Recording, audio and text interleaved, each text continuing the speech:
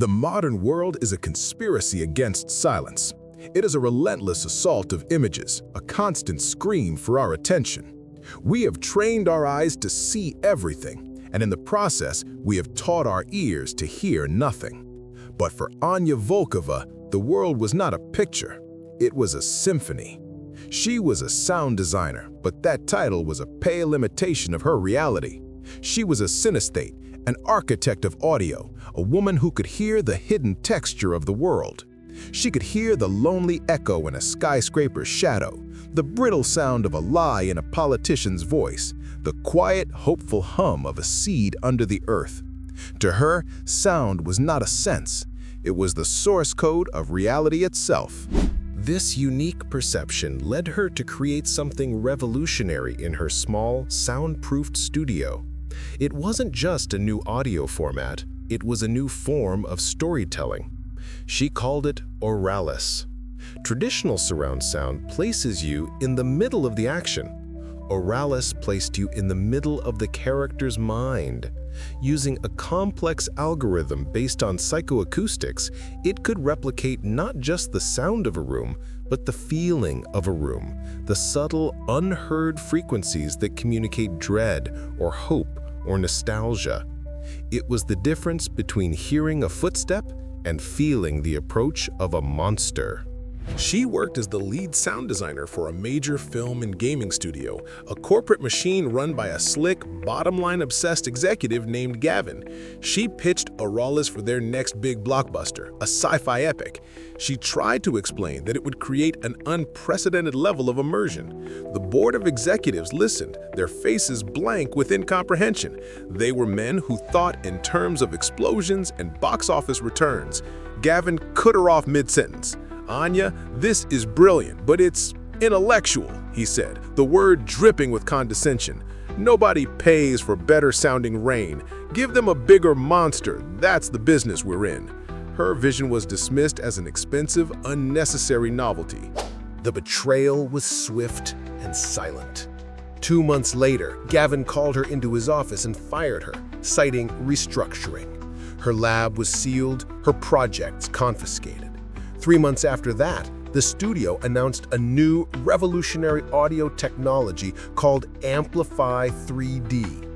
It was a stripped-down, simplified, mass-market version of her Oralis system, with all the psychological nuance removed and replaced with louder, more aggressive directional sound.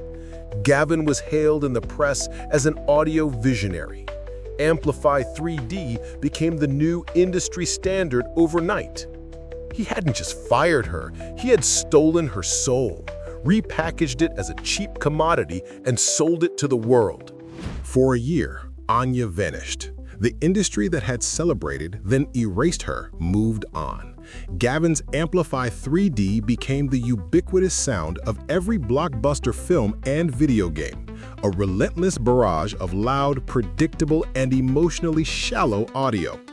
In her self-imposed exile, Anya did not despair. She listened.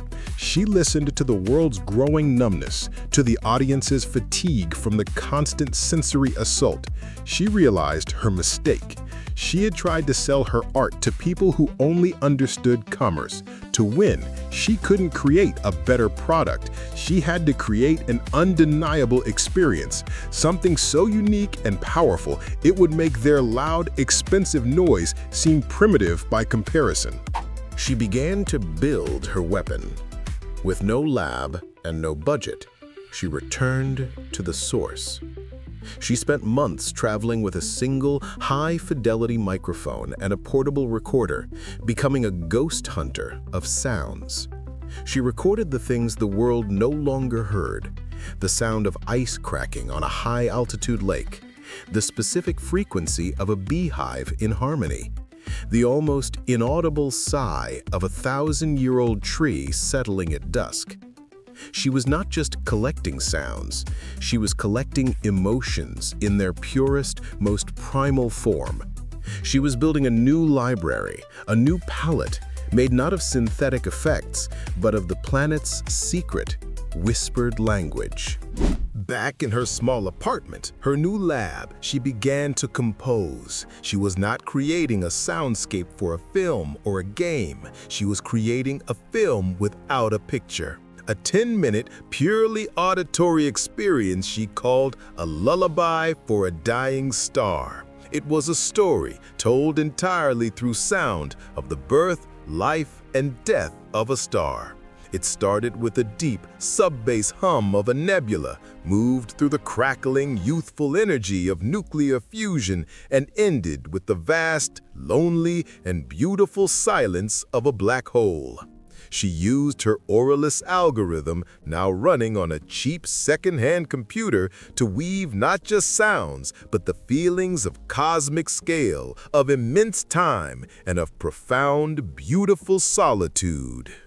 She had no marketing budget, no studio, no platform. She had only the internet. She uploaded the single, high-fidelity audio file to an anonymous peer-to-peer sharing site. She added no description, no name, only a title, A Lullaby for a Dying Star, and a simple single instruction. For the best experience, listen with headphones, in the dark, with your eyes closed. She sent the link to a handful of obscure, influential audiophile blogs. Then, she disconnected her computer, turned off her phone, and waited. She had fired her single silent bullet into the noisy heart of the world. Now all she could do was listen for the echo. For 3 days, there was only silence. Anya heard nothing. The world seemed to have swallowed her creation without a trace. She began to think it was over, that her silent bullet had missed. But then, the echo began. It started as a whisper in the deep, niche corners of the internet, an anonymous post on an audiophile forum. Has anyone heard this? It's not a song. It's something else. A link was shared, then another. People began to listen, following the simple instruction: headphones, darkness, eyes closed. The experience was unlike anything anyone had heard before. Without pictures, the human brain, starved for stimulus, began to create its own. People didn't just hear a star being born, they saw it. They felt the vastness of space, the loneliness of infinity. The lullaby became a viral phenomenon, a piece of digital summits passed from person to person with a sense of urgent, secret discovery.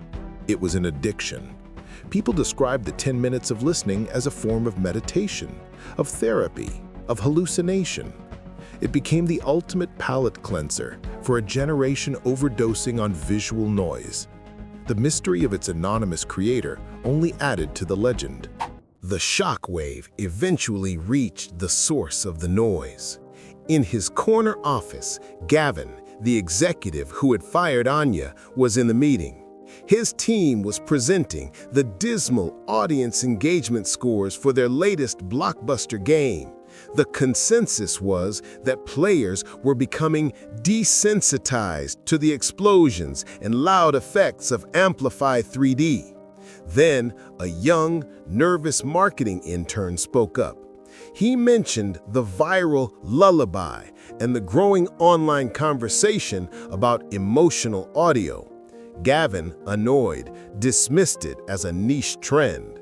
He demanded his team find a way to make their explosions even bigger, even louder. He was trying to solve a problem of deafness by screaming louder. The tipping point came from an unexpected place. Alejandro Vargas, the most visionary and respected film director of his generation, a recluse known for his visually stunning, emotionally complex epics, was in pre-production for his next film, a silent, meditative sci-fi movie set in deep space. He had been struggling for months to find the right soundscape. One of his young editors played him the lullaby. Vargas listened, his eyes closed. When the 10 minutes of silence and sound were over, he opened his eyes and made 2 calls. The first was to the head of the studio, announcing that he was putting his billion-dollar film on indefinite hold. The second was to his agent. "Find the person who made this," he commanded. "I am not shooting another frame until they are sitting in this room." Alejandro Vargas's public declaration turned the viral whisper into a global roar. The search for the composer of silence became a media obsession. Every major news network, every tech blog, every podcast ran stories on the mystery. Who was this person who had captivated the world and halted a billion-dollar film with a 10-minute audio file? The internet, which had been the vehicle for the lullaby's spread, now turned its collective, obsessive power to uncovering its creator. Digital detectives and online sleuths began analyzing the audio file's metadata, searching for the faintest digital fingerprint, a single clue left behind. The digital breadcrumb was minuscule, but it was enough. A single encrypted data fragment in the file's header, a signature Anya had developed for her early arrayless prototypes. It led them to the studio she had been fired from. It led them to Gavin. Suddenly, Gavin was a man under siege. Journalists were asking him uncomfortable questions. Why did this viral masterpiece bear the digital signature of a technology he had shelved? Why did its creator seem to be a ghost? Panicked and trying to get ahead of the story, Gavin did the only thing a man like him could do. He lied. He called a press conference and claimed that the lullaby was an early experimental marketing project for Amplify 3D, created by a talented but unstable former employee whom he wished well. The lie was his final, fatal mistake, because Anya was no longer silent. Having followed the news of the search, she knew this moment would come. Just as Gavin finished his press conference, a single new audio file appeared on the same peer-to-peer site as the lullaby. It was titled "The Sound of a Lie." It was a 1-minute auraless recording. It was the sound of Gavin's voice from the press conference, but stripped of the words.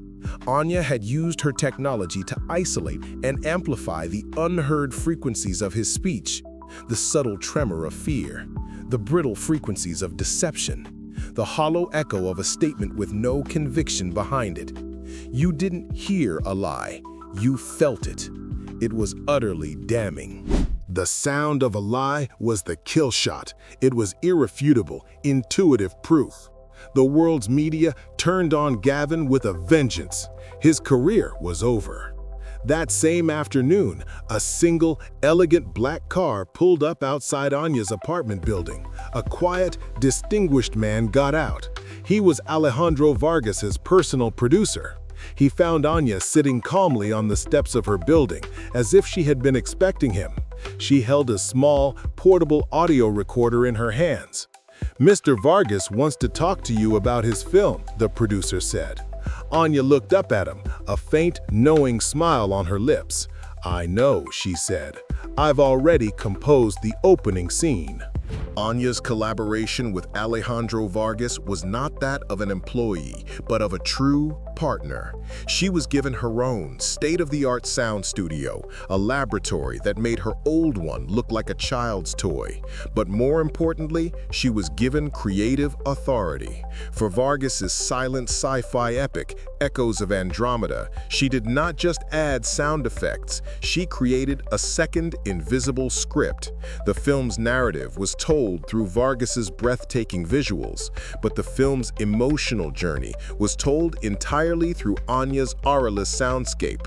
The loneliness of the astronaut was not in his dialogue, but in the vast, bass-heavy hum of his ship. The terror of an alien discovery was not in a musical sting, but in a sudden, psychoacoustic shift that created a feeling of pure, primal dread in the audience. When Echoes of Andromeda was released, it was a cinematic revolution. Critics and audiences were bewildered and mesmerized. They had never felt a film like this before. People left the theater talking not about the special effects, but about the feeling of deep space, the palpable sense of wonder and terror. Anya Volkova, the anonymous ghost, became a global icon overnight. She won every major award, not in the technical categories, but in the artistic ones. She was hailed not as a sound designer, but as a co-director, a new kind of storyteller. She had fundamentally and permanently altered the language of cinema. She did not stay in the world of blockbusters. She used her newfound power and resources to create the Auralis Institute, a nonprofit foundation and open-source platform dedicated to exploring the artistic and therapeutic potential of sound. She funded projects that used her technology to help veterans with PTSD by creating calming soundscapes, to aid Alzheimer's patients by recreating the sounds of their youth, and to create immersive educational experiences for blind children. She had taken her art, born of a unique perception, and given it to the world not as a product, but as a tool for healing and understanding. Anya Volkova's legacy was a profound one. She taught a world obsessed with seeing how to listen again. She proved that the most powerful stories are often told not in the light, but in the dark, where the imagination is free to build its own worlds. Her life became a testament to the power of a quiet, singular vision in a world of relentless noise. She was the composer who sold silence, the artist who painted with feelings, and the quiet rebel who reminded us that sometimes the most important things in the universe are the ones that cannot be seen, only heard.